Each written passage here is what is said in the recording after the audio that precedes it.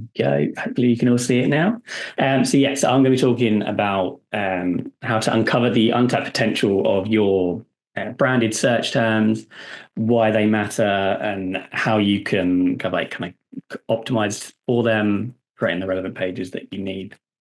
And no matter if your brand is really small, I've got a small brand and I'll highlight some of the things that I do, whether it's fast growing or you're already kind of a huge multinational, there's normally an abundance of opportunities. And fortunately, as it's branded, it's normally a quicker win. So that's why we're covering it today. So yeah, as mentioned, basically it just across the 13-year mark. I've been doing SEO, always in e-commerce. I live and breathe it. 7 years in-house, kind of growing a brand to over £10 million in annual revenue, and then 6 years consulting for brands all over the world right now, and 3 years in with my own e-commerce brand side project as well. So what is branded search? So the way kind of I loosely define it is it's the search demand that your brand has created through your existing marketing efforts. So whether you've launched specific products, whether you've just kind of like built really good awareness around your brand, it's all those keywords and terms that are associated with that. So whether it's kind of like Nike trainers, Apple iPhone 15, ASOS return policy, there's like an abundance of things that we'll cover today for this. So unlike generic terms, they come from people that generally already know your brand. So they're definitely seeking out really specific information or products that you already sell or stuff like that, that they're going to know exactly kind of like what they're looking for. So the chances are they already trust the brand a bit, or they've definitely heard about it. So you're already on a good stead to kind of capture that traffic. So working through some of the examples, as I mentioned a few there, like kind of warranty things, menus, all that sort of thing which we'll start to cover through some of these as well. So in terms of why it matters, it's kind of like super important from a branding perspective to own that conversation with your customers. So they're probably ready to engage with you, purchase, or kind of like get in touch with you, depending on what they are looking for. They kind of like, you created all that kind of like search demand by like kind of the amazing marketing and everything that you've done so far. So look to try and capture that. And as I said, engage with your audience. It's often high intent if they're looking for your specific products. Like they know they've already basically done the research if they want to, or they already know exactly what they want. So make it super easy for them to find what they want and give them what they need, basically. You don't need links to rank most of these pages because it's so tightly associated with your brand. There's a much easier route to rank rather than lots of like the generic terms that we're all normally chasing. So kind of like for Nike, like kind of ranking for Nike running shoes is going to be infinitely easier than ranking for running shoes, which to be fair they probably do anyway.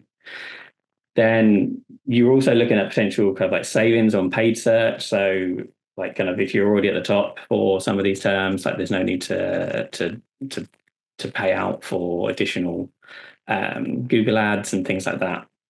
And it's all about kind of owning your search real estate for your brand, and then taking that further and kind of having that conversation with your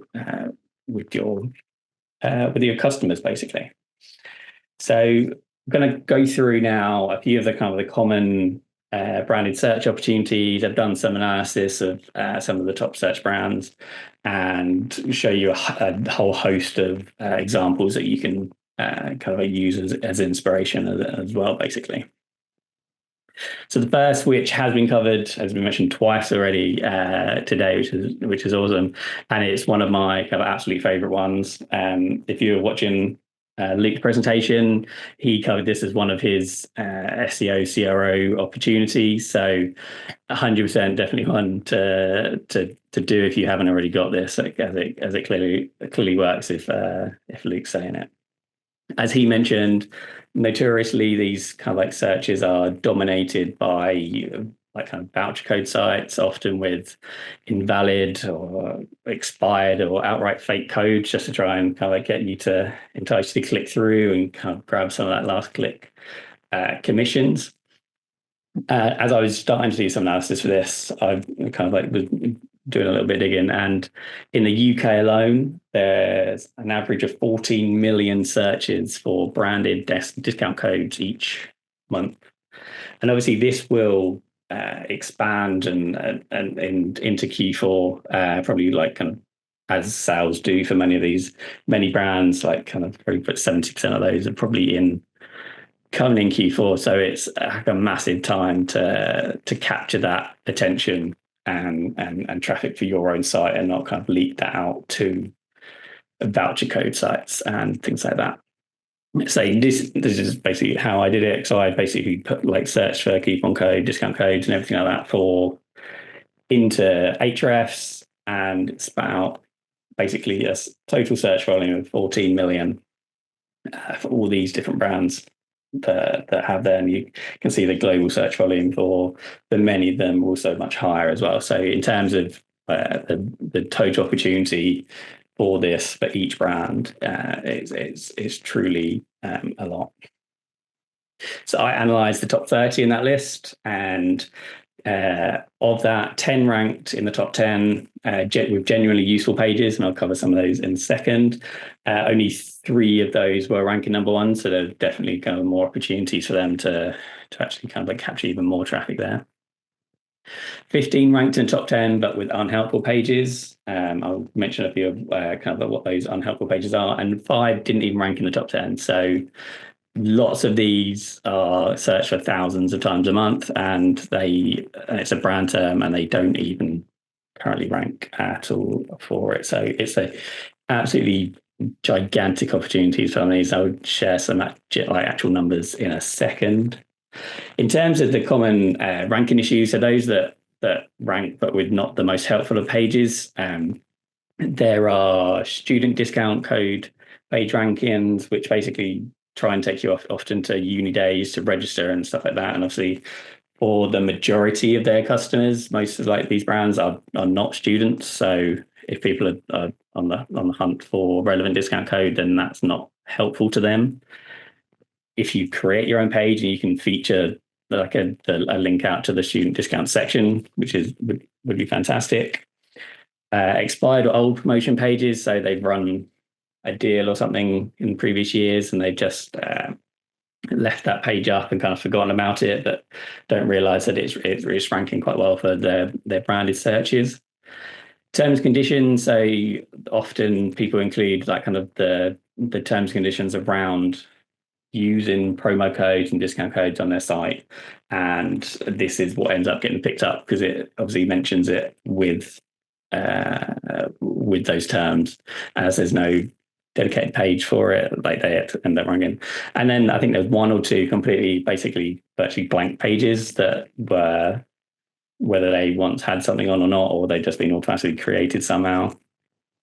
It's just generally missing stuff in there. So let's go through some genuinely useful discount code pages. Obviously, Luke shared one earlier. I've got a few here as well. So kicking off, this is probably one of my favorites at Moonpig. Obviously, they've clearly spent some time and effort on this page, and in terms of kind of getting this is perfect within their design style. The main CTA there is kind of like encouraging you to get the app, download the app and get 30% off, which is obviously like a chunky incentive for you to use. I'm presuming that they have a much higher lifetime value for people that have the app. So it's a no-brainer for them to kind of encourage that usage. And then they also showcase some of their other current offers and stuff further down the page. So it's a nice kind of like depth of content for them there as well. So look fantastic. They keep it really simple. there's a part of me that thinks this may be actually being hosted by a third party, but I couldn't work it out.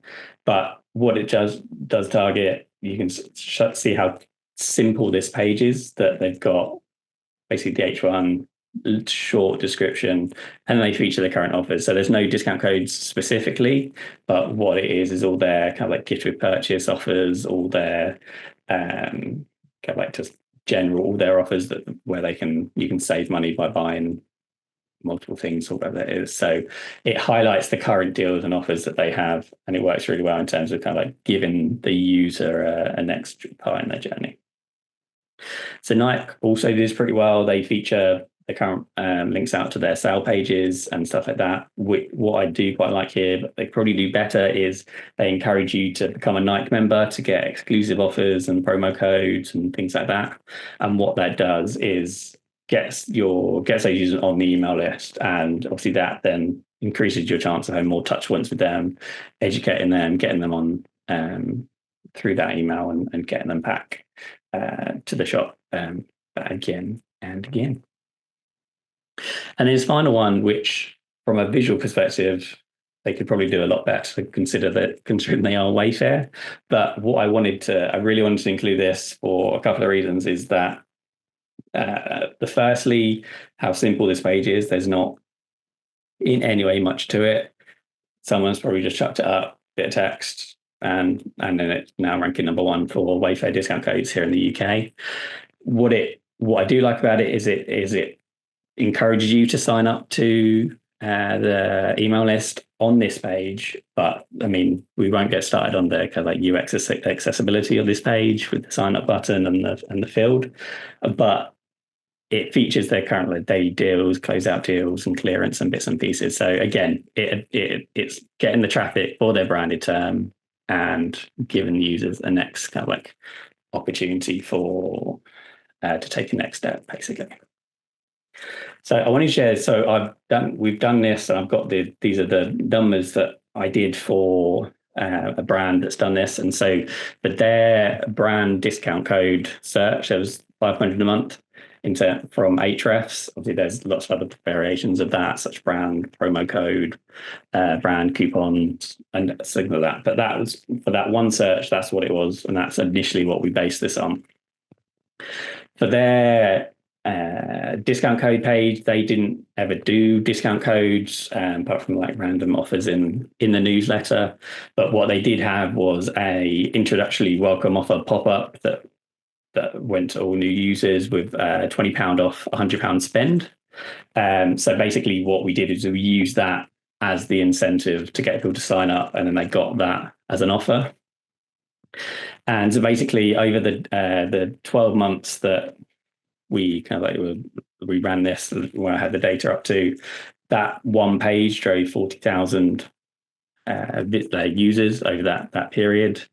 In terms of last click attribution sales, it was over £200,000 over that year, just almost £5.5 per revenue per user that went on that page.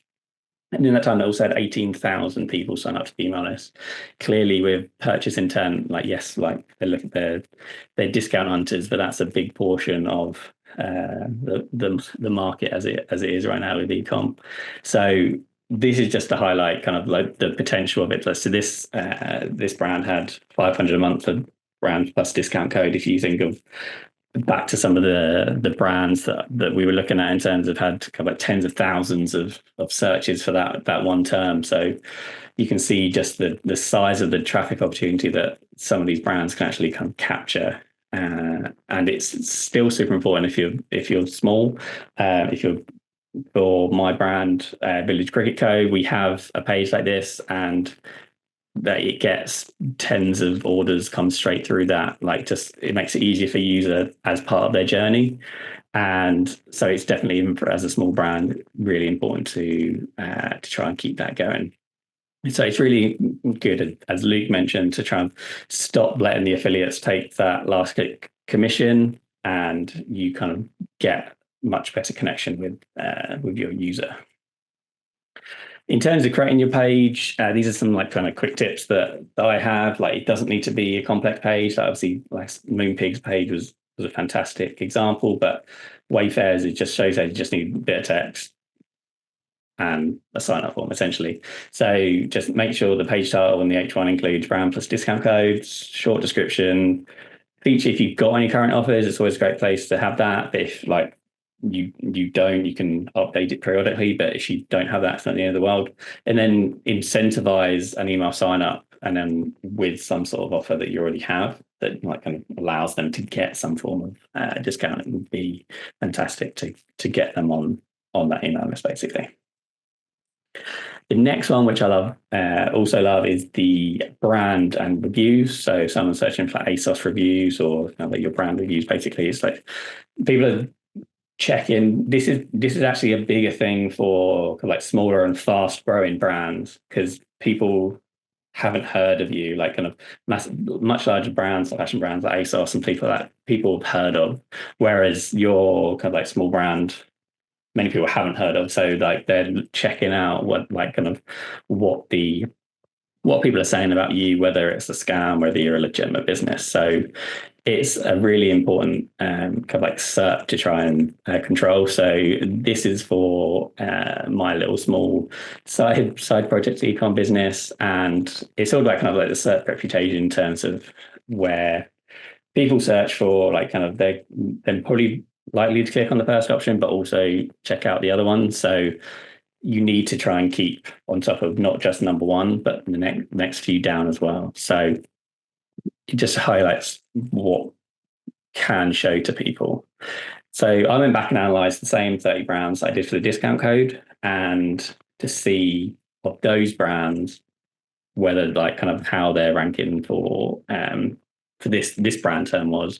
And 6 ranked number 1 with the reviews page. It's fantastic that they're doing that. 7 head rankings, some for reviews page, some for other pages, but were outranked by Trustpilot or others. And then 17 basically didn't have anything from their own site ranking on the first page, and like generally quite a mess of results that were currently on there essentially. So even for the big brands, massive opportunity to create this sort of page. So really fast growing brand, Purdy and Fig. I've only ever heard good things about them, and they do a pretty good job at covering this on their first page. So they've got, you can see they're in the second organic spot. They've got their own reviews page. Potentially they could probably do a little bit better and try and get that up to number 1. But also their Mumsnet post only says nice things about them. One thing to consider for them is obviously that's like kind of 2 years old now, so they need to make sure that everything is still like factually correct there. And they also have really good Trustpilot ratings, which obviously is really good for them. And then you've got Lovevery, and it's a fantastic brand. I've bought some of their products for my kids, so like I know that they're a really good brand. And all of these Reddit posts at the bottom there all say they're just full of glowing reviews for the brand. And they've got some blogger reviews there as well. So like there's a lot of really good stuff that's been spoken about them. But in that number 1 spot, as I mentioned before, Trustpilot, as is their kind of like one of their strategies, is they rank quite well for a lot of branded review search terms.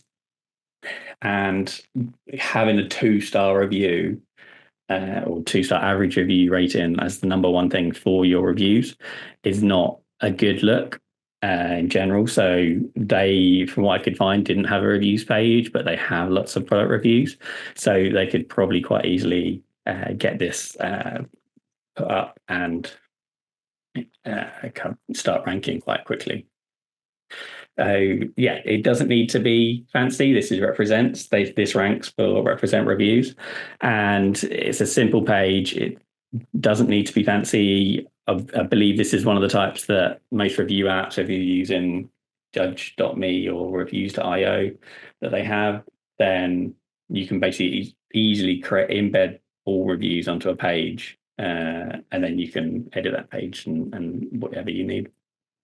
So represent could probably do a bit better here, Matty. Have H1 saying represent reviews, pay you in the page title as well, which I think they already have. So it doesn't need to be, again, doesn't need to be a like kind of big fancy complicated page. It should be quite simple for you to build this up basically.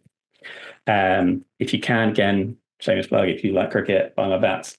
You can use video reviews as well. Like kind of if you have any video reviews, get them embedded on that page as well, because people love seeing kind of like authentic kind of like product UGC videos. Again, just another way to improve the conversion and own that conversation. So in terms of creating a reviews page that ranks, like most review apps, Kendo, FIFO as well, like kind of have the functionality to create these pages, or at least embed all reviews onto a page that you create on your site. You barely need to touch that page and it will rank on the first page within weeks, or if you can probably speed it up by doing some internal links to rank in days. Simple page style, brand reviews, H1 brand reviews. If you've got any video reviews, get those added in as well, and it will kind of like just make the whole experience for users coming into the site just a whole lot better. Then brand and category and product. So this is probably quite an obvious one to many, but it's still something to keep an eye on, especially if you are a smaller brand and you're launched into Amazon or other retailers. They're going to have much higher authority than you, so you need to make sure you can do everything in your power to make sure you're still ranking up there, basically. And one of the things, let's have a look at. So this is one example. So Roberta Cavalli, the fashion brand, sell cushions. They have their own site. Looks like it might be an international site in English, but I can't remember what PT stands for. But they're ranked currently, when I took the screenshot, ranking number 3. So there's a big opportunity for them to get that to number 1 and capture all that additional traffic. If you're selling through retailers and places like that, then you're going to be your margin's going to be less selling a product to another retailer or through another channel versus selling it directly. So there's the big opportunity there for you to kind of like capture that. And then one of the things, we'll use some more examples from Represent, that with their branded search, they not only own, because of the way of what May's done, is you have number 1 ranking, you've got number 2 rankings, you've got another retailer, a number 3, and you've got the own site number 4 as well. So there's owning that entire kind of like SERP real estate. So you'll know people are going to come to your site and actually get that, get the purchase that they're going to get and what they want, basically.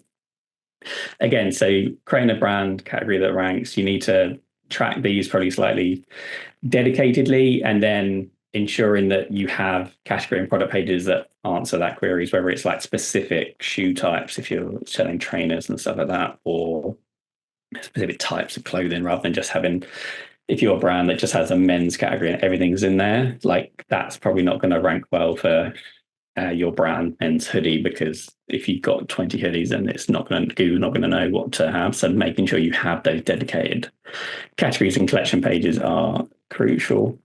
And include your brand in that page title as well, which is going to, even if it's just at the end, should give that an extra signal to Google. And then super relevant right now, your brand Black Friday also applies to any other kind of like seasonal pages. So if you're really known for anything like kind of Christmas decorations, like Liberty and stuff like that, and making sure you've got landing pages that are optimized for these search terms that you can find. And what you don't want to do is just have a 2-year-old terms and conditions page ranking for this, in particularly in the month of November, when people are starting to search for this. People know that Black Friday deals are happening earlier and earlier, and so you need to kind of like keep on top of that and make sure you've got a dedicated page. So it's just not the most useful page for a 2-year-old offer. Who does this well is Currys. They create multiple Black Friday deal pages for like kind of appliances, gaming, stuff like that. So they have their main landing page as well. So there's like a whole, what they've done is they're now owning that whole search real estate for for their brand and Black Friday searches. And what I really liked about this page is they also have the email sign up through a giveaway. So in advance of launching their deals, they do this, and then they capture all that email list as well. So when they do launch, they've got more audience ready to buy. So this is like kind of a general advice for Black Friday pages that both you sell through as well. Evergreen Black Friday page, don't include the year in the URL. Include your brand name and collect emails when you're not running the promotion to be able to market to them. And then the final one I'm going to cover now, I'll mention some others. So brand plus customer query. So this could be things like kind of location, opening hours, address, telephone number, customer service, return policy, like a whole host of that, or any questions that include your brand. So beyond retro, the retro pre-loved fashion retailer who have stores in specific parts of London and Scandinavia. So they've got dedicated pages for their stores, and Google My Business links. So something to consider if that is what your store has. Return policy, making sure it's the page that has the best answer to this query. Again, what you probably don't want is you don't want a terms and conditions page with the really legal, technical ideas of your return policy that users don't need to know. And then kind of like how to repair. So Omega Watches, they've got a page on their site which is about servicing repairs and stuff like that. So this is like, again, is if this is a search term that people search around your brand, like kind of make sure you have an answer to that, so they're not having to dig around and find it elsewhere. A few more to consider. So brand versus competitor, brand, like your size chart. So like I'll do a really good job of their size charts. Logos. So it like might be journalists looking for logos and stuff. So it's good to make sure they can get to you and contact you. Other ones that are less well known, founder names, slogans or taglines, any marketing campaigns that you do, if like you're lucky enough to do any like kind of TV campaigns, and kind of get that traffic that people are searching for and get it back to your site. So again, you're owning that conversation. Quick few things about how to find your branded terms. So Ahrefs, put your brand in the keyword explorer, go matching terms, and it will ping out everything that people are searching for around your brand. Google Search Console is fantastic for this. So you just, again, filter with the query of your brand name, or consider misspellings in this as well, just in case like kind of people spell it differently. So you can also learn that as well. And then also ask is fantastic for finding questions around people are asking about your brand that were showing up in the people also ask section as well. So yeah, so key action points: go find your branded terms, answer the question, are you currently ranking? Is it the page that we want to rank, or is there a better way that we can do it? Consider the search intent of what they're trying to find. Can we do better? And then ensure you've got the dedicated pages, and then getting those pages indexed and optimized. This is why it's quite quick, because they're branded. Like we're talking like weeks or even days to get quite high up on the page one, rather than creating a new category for a highly competitive non-branded term, and you're looking like a much longer lead time for that.